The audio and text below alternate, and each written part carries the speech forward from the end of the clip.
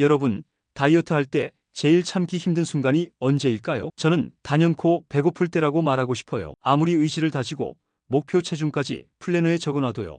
배가 고파서 속이 울렁거리면 그 순간엔 모든 게 무너지는 기분이 들죠. 결국에는 뭐라도 입에 넣게 되거든요. 특히 냉장고에 뭐 남아있나 괜히 열어보고 눈에 보이는 과자나 빵을 무심코 집어들 때가 참 많잖아요. 그런데 말이에요. 우리에게 정말 반가운 소식이 있어요. 그게 뭐냐면 배고플 때 먹어도 괜찮은 음식, 아니 오히려 살을 빼주는 음식들이 있다는 거예요. 먹어도 된다는 수준이 아니라 먹으면 체지방 분해에 도움을 주고 포만감도 오래가고 심지어 신진대사까지 올려주는 음식들이 있다는 거죠. 오늘은 그런 음식들 총 10가지를 소개해 드릴게요. 그냥 나열만 하는 게 아니라요. 각각의 음식에 대해 왜 살이 빠지는데 도움이 되는지, 어떤 방식으로 먹으면 효과가 더 좋은지, 그리고 우리 일상에서 어떻게 활용할 수 있는지도 같이 알려드릴 거예요. 또 실제로 적용해 볼 수 있는 예시도 3가지씩 들어드릴 거니까요. 듣는 내내 이건 내일 해볼 수 있겠다 싶은 생각이 드실 거예요. 요즘 굶는 다이어트는 건강에도 안 좋고 요요도 심하다고 하잖아요. 이제는 먹으면서 건강하게 살을 빼는 시대니까 오늘 영상이 여러분의 식단 관리에 진짜 큰 도움이 되셨으면 좋겠습니다. 그럼 바로 시작해 볼게요. 첫째, 다이어트 할 때 달걀은 거의 반칙 같은 존재죠. 왜냐하면 이 작은 음식 하나가 포만감도 크고 칼로리는 낮고 단백질은 풍부하고 심지어 조리하기도 쉬우니까요. 특히 삶은 달걀은 GI 지수도 낮아서 혈당도 천천히 올라가고 포만감은 오래 유지되거든요. 그래서 배고플 때 달걀 하나만 먹어도 갑자기 폭식 욕구가 사라지는 느낌, 다들 한 번쯤은 느껴보셨을 거예요. 예를 들어볼게요. 아침에 허기가 질 때 삶은 달걀 2개에 방울토마토 몇 알 곁들이면 아주 가볍고 든든하게 하루를 시작할 수 있어요. 또 운동 전에는 스크램블 에그를 만들어 먹으면 근육 생성에도 좋고 에너지도 안정적으로 공급돼요. 저녁에 야식이 당길 때는 반숙으로 부드럽게 익힌 달걀 하나에 간장 살짝 찍어서 먹으면 속도 편하고 군것질 욕구도 덜해져요. 중요한 건 조리 방식이에요. 버터나 마요네즈를 너무 많이 넣는 건 피하시고 그냥 삶거나 굽는 식으로 단순하게 먹는 게 좋아요. 노른자도 영양이 풍부하긴 한데 콜레스테롤이 걱정되시는 분들은 흰자 위주로 드시는 것도 좋은 방법입니다. 둘째, 귀리는 정말 다이어터들의 든든한 친구예요. 식이섬유가 풍부해서 포만감을 오래 유지해주고 혈당을 천천히 올리는 저지아이 식품이라서 공복감을 자주 느끼지 않게 도와줘요. 또 귀리에는 베타글루칸이라는 성분이 있어서 콜레스테롤 수치 낮추는 데도 좋고 장 건강에도 도움이 된답니다. 예시로 아침에 오트밀로 부드럽게 죽을 끓여 먹으면 속도 편안하고 간편하게 한 끼를 해결할 수 있어요. 또는 귀리 우유에 바나나, 견과류를 얹어 시리얼처럼 먹으면 씹는 맛도 좋고 달콤한 간식 느낌도 나요. 간식으로는 플레인 요거트에 귀리랑 블루베리, 아몬드 조금 섞어서 먹으면 배도 부르고 디저트 같아서 기분까지 좋아지죠. 주의할 점은요. 시중에 파는 달달한 오트밀이나 설탕 잔뜩 들어간 그래놀라 제품은 피하시는 게 좋아요. 귀리 자체로도 충분히 맛있고 건강한데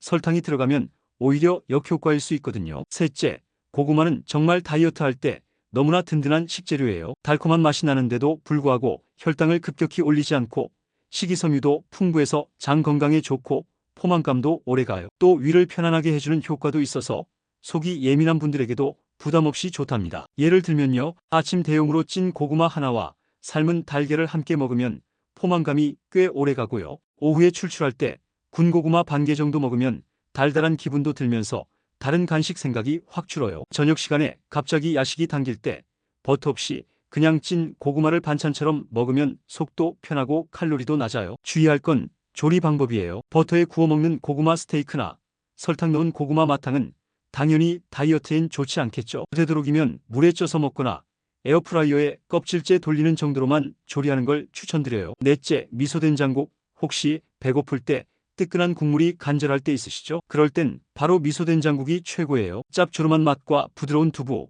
그리고 따뜻한 국물이 주는 포만감이 아주 만족스러워요. 미소된장에는 발효된 대두 성분이 들어있어서 장내 유익균을 늘려주고 대사작용에도 도움이 되거든요. 단백질도 꽤 들어있어서 가볍지만 든든한 한 끼로도 손색이 없죠. 예를 들어서 아침에 밥은 적게, 된장국을 넉넉히 먹으면 속이 편하고 배도 든든해져요. 점심엔 미소된장국에 두부랑 시금치를 듬뿍 넣고 한 그릇 끓여 먹으면 포만감이 오래가서 군것질 생각이 안 나요. 저녁엔 나트륨을 조금 줄여서 연하게 끓이면 야식 대용으로도 아주 좋아요. 주의할 점은 나트륨 함량이에요. 된장 자체가 짜기 때문에 너무 진하게 끓이기보다는 야채나 두부를 많이 넣어서 국물은 연하게, 내용물은 풍성하게 만들어 먹는 걸 추천드려요. 다섯째, 사과. 하루에 사과 한 개면 의사가 필요 없다는 말 다들 들어보셨죠? 그만큼 사과는 건강에도 좋고 특히 다이어트 중일 때 간식으로 딱 좋은 과일이에요. 사과 속에 있는 펙틴이라는 식이섬유는 포만감을 주고 천천히 소화되면서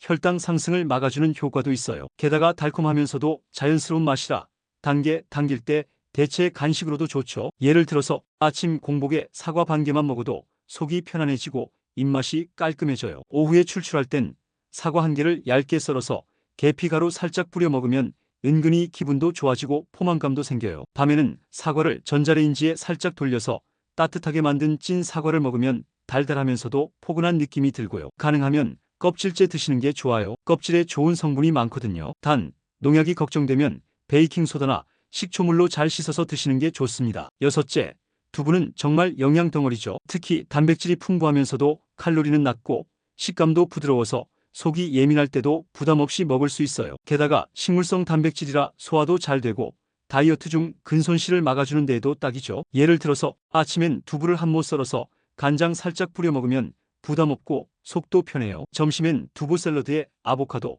방울토마토 넣으면 건강식 한 끼가 완성되고요. 저녁엔 두부 스테이크처럼 구워서 먹으면 고기 대신 먹는 느낌도 나고 포만감도 꽤 오래가요. 주의할 점은 조리 시 기름 사용량이에요. 두부를 튀기거나 기름에 너무 많이 굽는 건 오히려 칼로리가 확 올라가니까 최대한 담백하게 조리해서 드시는 걸 추천드릴게요. 일곱째, 요거트도 다이어트에 정말 도움이 되는 음식이에요. 특히 무가당 플레인 요거트는 프로바이오틱스가 풍부해서 장 건강에 좋고 포만감도 꽤 오래가요. 거기에 견과류나 과일을 살짝 곁들이면 영양 밸런스도 딱 맞죠. 예시로는 아침에 요거트에 귤이랑 바나나, 호두 조금 넣어서 먹으면 가볍지만 꽤 든든해요. 오후엔 블루베리나 딸기랑 같이 먹으면 입도 즐겁고 혈당도 천천히 올라가니까 좋아요. 밤에는 요거트만 단독으로 차갑지 않게 실온에 두었다가 한 컵 먹으면 야식 욕구가 싹 사라져요. 주의하실 건 설탕이나 시럽이 들어간 제품은 피하셔야 해요. 가급적이면 플레인 요거트나 그릭 요거트로 선택하고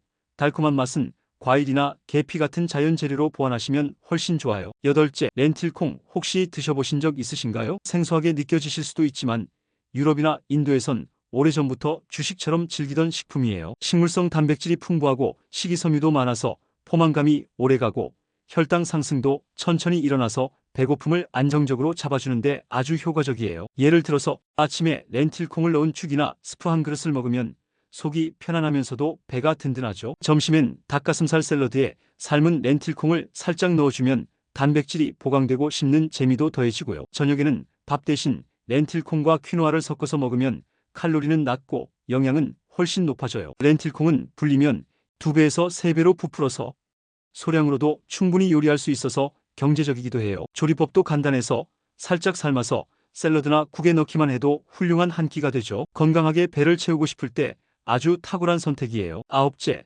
견과류는 칼로리가 높아서 다이어트에 안 좋다고 생각하시는 분들도 많지만 적당히만 먹으면 정말 기름진 간식 중 가장 건강한 선택이에요. 특히 불포화 지방산이 풍부해서 뇌 건강, 심혈관 건강에도 좋고 혈당 상승도 막아주는 효과가 있어요. 예를 들어서 아침에 식사 후에 아몬드 5살에서 6살만 먹어도 오래 포만감이 유지돼요. 오후엔 호두 한 줌과 블랙커피 한 잔 조합으로 먹으면 집중력도 확 올라가고요. 저녁엔 해바라기 씨, 캐슈넛 섞인 믹스 견과류 조금 먹으면 달달한 간식보다 훨씬 낫고 속도 편안해져요. 주의하셔야 할 건 양 조절이에요. 한 번에 많이 먹는다고 좋은 게 아니고요.